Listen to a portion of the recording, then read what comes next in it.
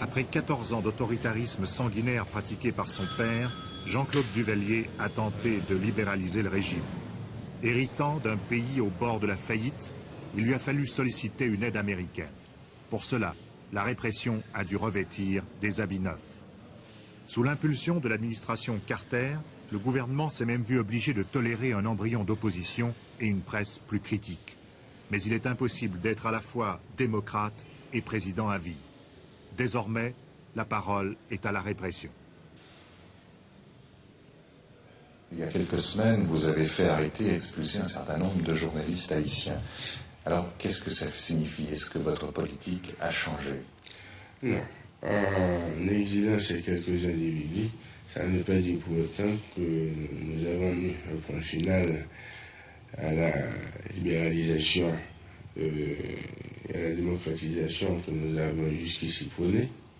Au contraire, nous avons voulu en quelque sorte la protéger parce que ces individus voulaient arriver à une déstabilisation du gouvernement en collaboration avec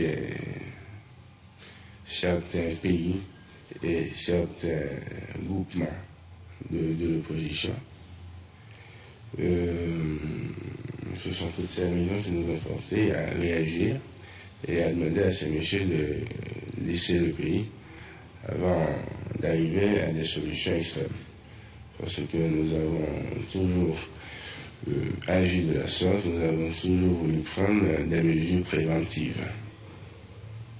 Et dans votre libéralisation, vous pensez qu'un jour, il y aura des partis d'opposition qui auront droit à la parole dans le pays? Il y a deux partis qui existent jusqu'à présent. Et l'opposition aussi? Oui, il y a deux partis d'opposition qui évoluent normalement et qui, à aucun moment de la durée, n'ont jamais été inquiétés. Quel parti? Il y a le fameux parti de Sylvio Claude et celui de... j'ai oublié son nom. C'est un économiste. Qui vous ont inquiété à un moment donné? Quoi? Qui vous ont inquiété, visiblement? Non, pas du tout. Pas du tout. Ils ont pu évoluer normalement, comme dans n'importe quel pays. À la seule différence qu'au moment où le président s'exprime ainsi, Sylvio Claude, menacé d'expulsion, est en prison depuis plusieurs mois. Quant à Grégoire Eugène, chef du deuxième parti d'opposition, il a déjà été contraint à l'exil. Bien au-dessus des pollutions de la capitale, aussi loin que possible des puanteurs des bidonvilles, sur les collines verdoyantes et aérées qui dominent Port-au-Prince, c'est là que vivent dans de somptueuses villas les privilégiés du régime. Mais face aux caméras étrangères, les portes de leur propriété restent closes.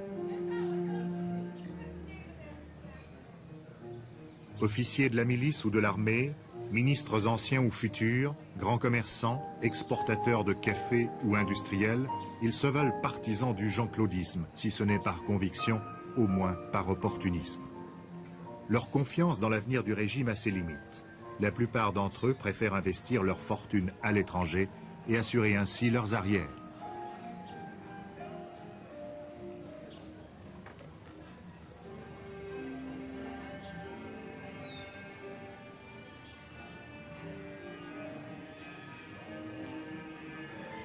Selon des statistiques de la Banque mondiale, il apparaît que 24 000 Haïtiens privilégiés s'attribuent plus de 40% du revenu national. Alors, est-ce que vous pensez que cette situation pourra être modifiée progressivement? Selon la Banque mondiale? Oui. Et ces statistiques commencent à quelle année? 76. 76? Il y a eu quand même 8 ans, hein?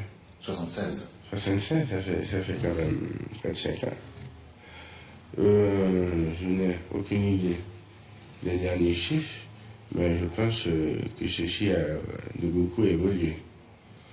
Et que depuis quelque temps, nous apercevons qu'il y a une bonne partie de la population qui participe au développement économique et social du pays.